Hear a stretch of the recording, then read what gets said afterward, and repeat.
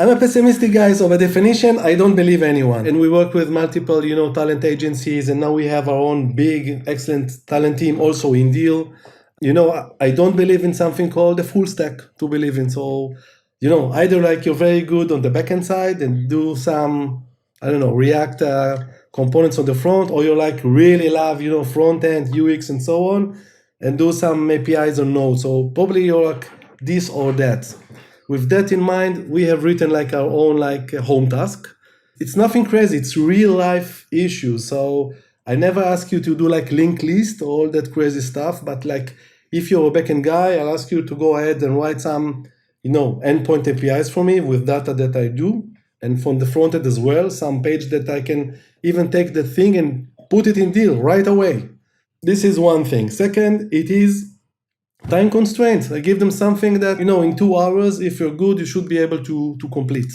So this means that if you're good, I'm going to see that in the tech. I'm going, and by the way, they submit it in the form of like a GitHub repo. So I can see the time it took, okay?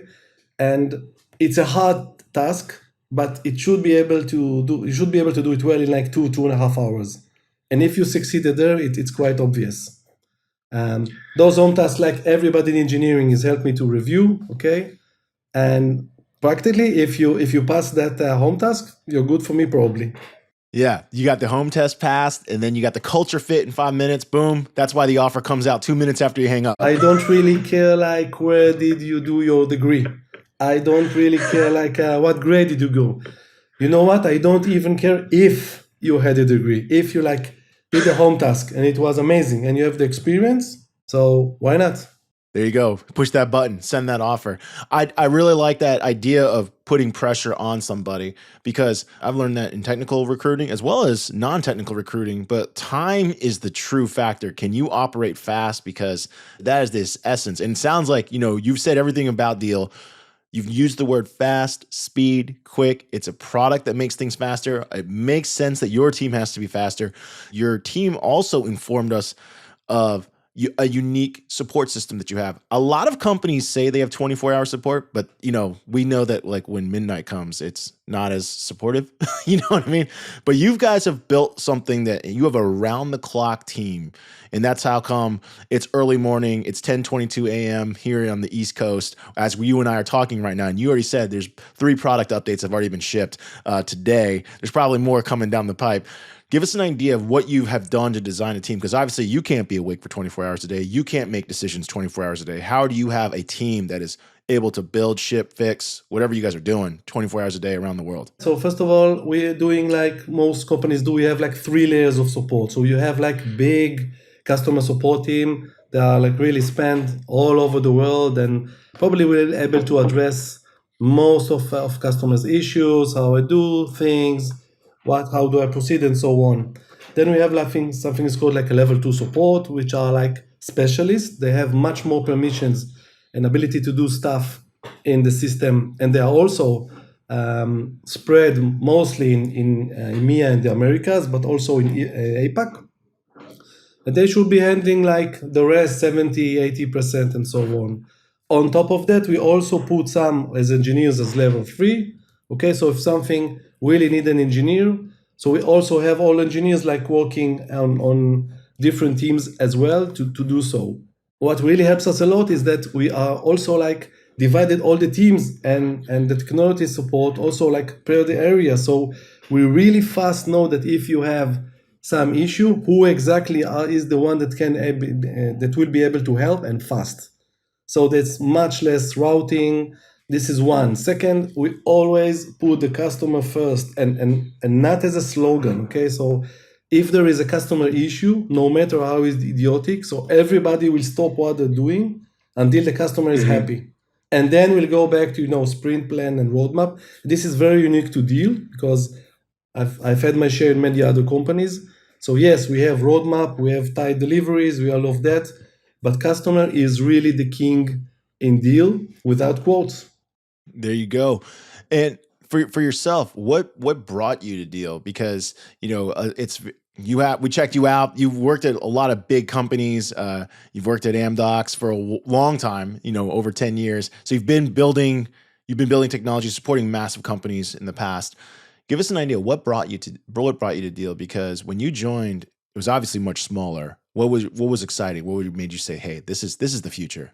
Yeah, it was right after like I was like about 2 and something years in my previous workplace, and the product there was really like already stable. The company wasn't there like selling great.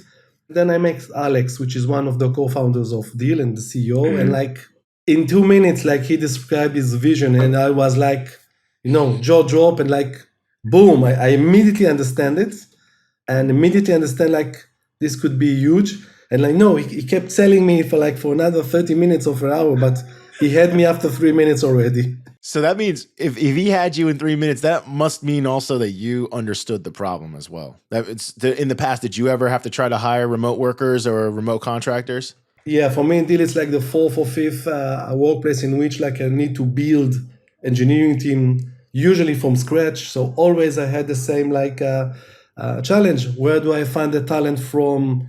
Which people do I need? Which technologies? Usually like in parallel of building the product itself, you need also to decide on the technology and hire people according to the technology.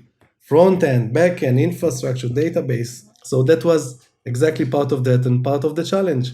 Yeah. And what was it like the first day you got there? Because what were you expecting? Were you expecting like, hey, the existing team, they've already built something pretty good, I just need to add to it? Or did you come in like, oh, I don't know what I'm going to find, we might have to re-architect, refactor some things? So I did my homework just like anyone else, like, like who is Deel, what they're doing, and version 1 of the platform was out there, like the very edge stages. So like I went over it, and like I immediately saw things that I wanted to change and fix, because I'm a front-end guy myself throughout the years.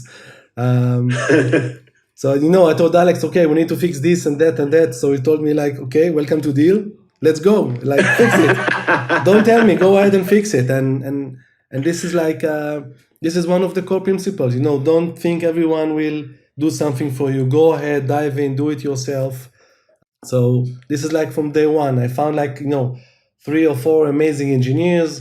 It was amazing what they have built to that point so far, but we had so many things to do and so many processes to instill. Like taking a startup from 3-4 people and start growing and putting processes and builds and how to work together and scaling and building teams. Very, very interesting challenge, always. When you first got started, were you only, you had, of course, you were supporting far less countries. Were you just saying, hey, we're going to help this country hire in this country? Is that kind of how it was started? Where were some of the first big, I guess, integrations or countries that you wanted to offer that were, because you guys are like strategic, this is going to be the inflection countries? All the time we're like going ahead and adding countries we support for contracts, countries and currencies we support for like currencies. We had a lot of integration with local banks, payment service providers, like, and we divide them for pay-ins, like what the clients are like paying and how to pay out, like how contractors, we call them, are like withdrawing the money. So I can't really say it was really well up. We simply try to get as much as we can support as fast as we could. Some countries are like easier to other to implement in terms of like getting correct exchange rates, getting local laws understood, and so on.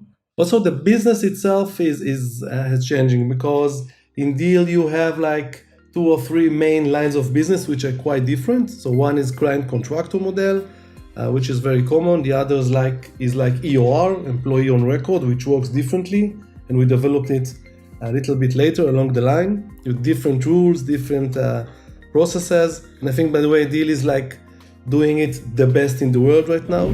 Hey, thanks for watching. This segment is brought to us by Salesforce Platform. Visit salesforce.com/newsletter to discover timely insights and useful tips tailored to your role. Subscribe to this channel and get more great IT and tech interviews with top industry leaders.